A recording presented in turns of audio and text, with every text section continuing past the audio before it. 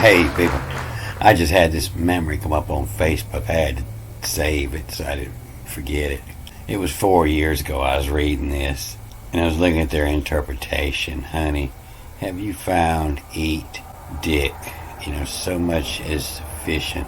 When we say, man, I ain't eat dick, that means I haven't eaten nothing, 'cause I ain't eaten no dick, lest you be filled and vomit.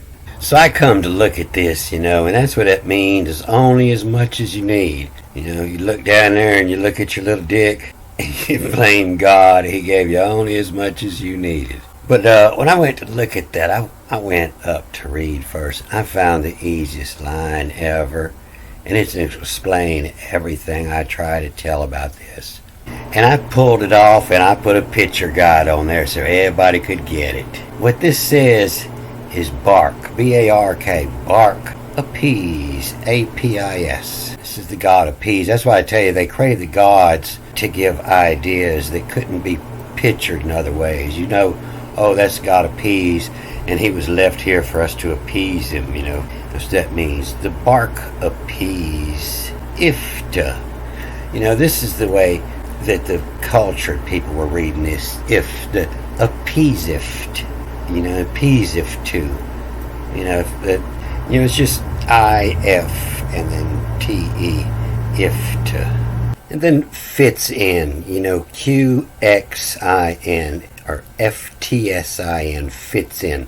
Does it fit in? Get out your ruler, see if it fits in there. And then they're reading this as a lesson, is what they're getting here. But it's not. This is S-H-U-N. It's a lashing. And yeah, you get a tongue lashing too, but it's more of a lashing is what it's talking about here.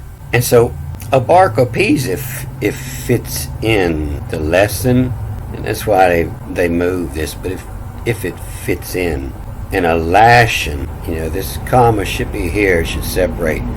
These are all ancient proverbs. But a bark, appeaseth if it fits in. A lashing, rickets, R-K-E-T-S. Rickets, B-N, regress. Rickets and regress is what this is called. Rickets is a disease of children caused by vitamin D deficiency. And they say it comes from the Old Greek, but it actually comes from the Old English. We can see it right here, which has been mistaken for Hebrew. It's called rickets. And regress, to return to a former or less developed state. Rickets and regress. And so, bark appeaseth if fits in, and lashing, rickets in regress. But, how old Proverbs are. That's how they'll read. There'll be two parts of it, but it doesn't quite get there until you come back and listen to the other guy's side of the story. And so the other guy here is the bucker, and you come back and you read it with the marks, and it's B-A, so it's in and then B-K-R, in a bucker, and then the other way, rock, in a bucker, rock. Bucker is somebody employed to carry, shovel, lift, or load coal, farm, produce, etc. The bucker is the one that's carrying the weight. And so when you know what these marks are down here, the directional marks, you know that words don't begin with A. That's the God letter, appease, and it's supposed to be read my-pay, M-Y-P-A. In a bucker or rock, the one toting the rock, my-pay, my-P-A-Y, my-pay, put, and then the mark says top, to put top, and it's reading two T's here for the dot in it, and my pay put top, and then E, yet to, and then fixin' to, I'm fixin' is what I fix to do, I'm fixin' to will soon, and then this diamond up here is now telling you move the E over, so it's R-E-K, and then E, and then this line up here tells you get the R again, so it's recur. And fixin' will soon recur. And then T-S, recurrence. Recurrence happens again. And then S, and you're reading this as two V's, S-V-V-R. And recurrence ever more grass. Bucker, in a bucker rock, my pay put top. Yet, Y and then ET. Yet the fixin' will some.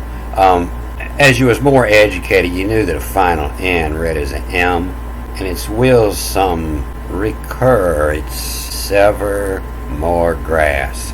And so it's talking about the bucker, the one that's having it tote the rock, and on top of the rock, there's a rock on the cart. It's all covered with his pay. It's on top of his pay. They're hauling rocks underneath here. This is also called a bucker, this flat cart. A buckboard. And it's surely where the word truck come from. And so my pay put top. Yet the fixum I am.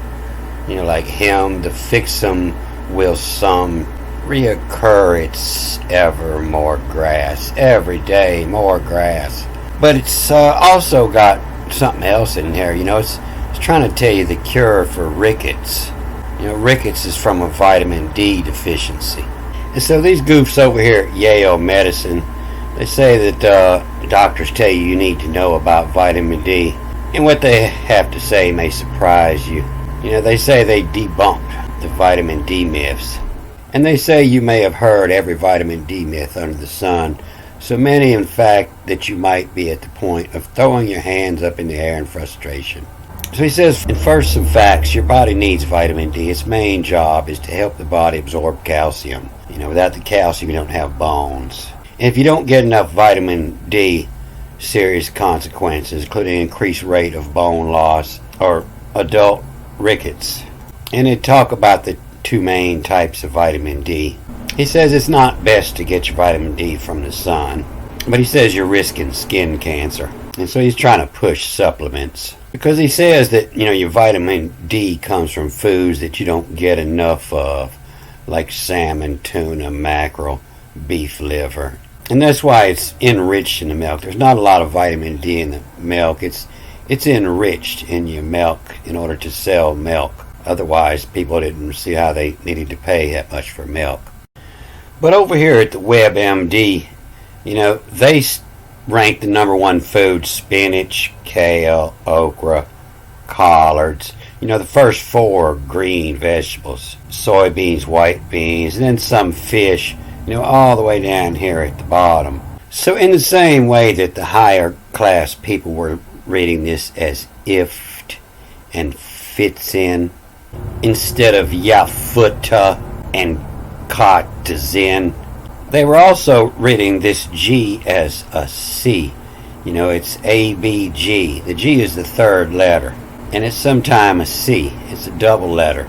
It's one of the double letters they've lost the meaning, the sound of. But this isn't grass. This is cress, C-R-S. And so the cure for the rickets is in the word rickets. Is where the word comes from. And it's of Burma cress. Cress is the same place that this comfrey come from. The tooth mend plant that they're swearing to God is dangerous, and they don't want nobody to get rid of their dentist. And so they could possibly be talking about this Palestine comfrey. But there's all kind of cress growing wild all out in your yard now. And this watercress tops the list of powerhouse fruits and vegetables. Who knew? Everybody used to know this.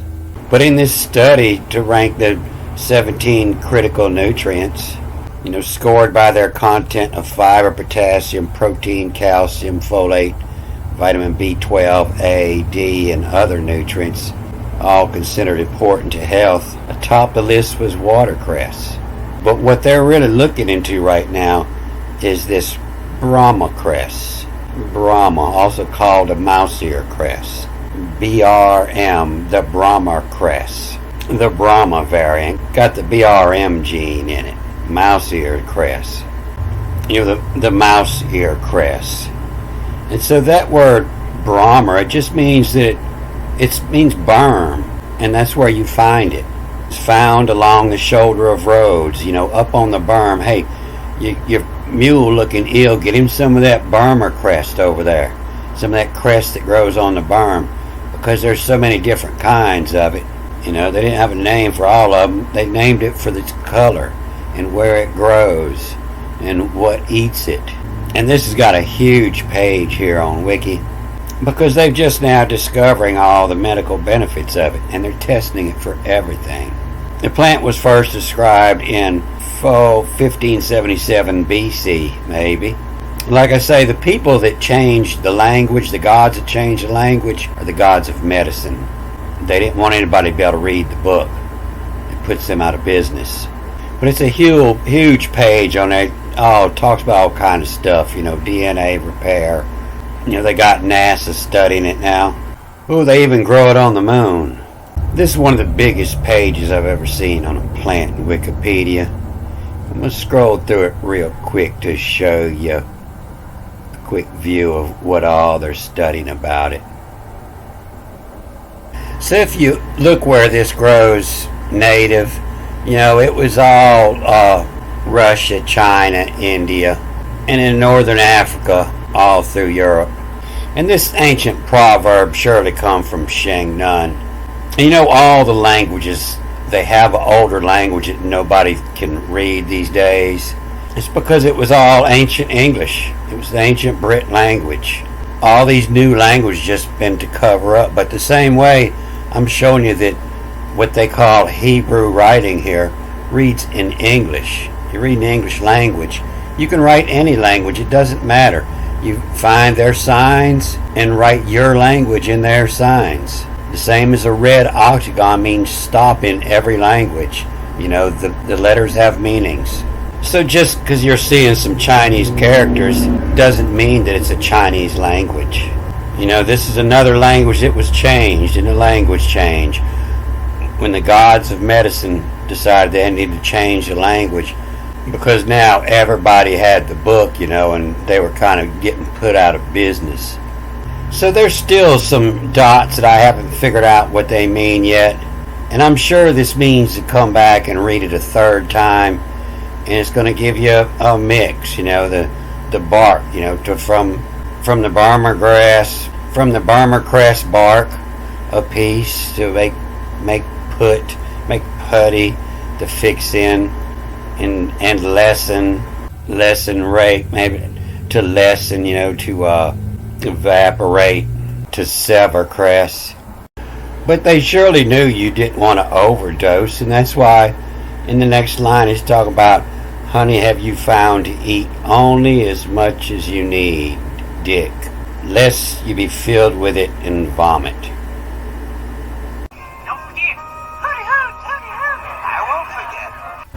Alright, I'm going to cut this off here. Good day.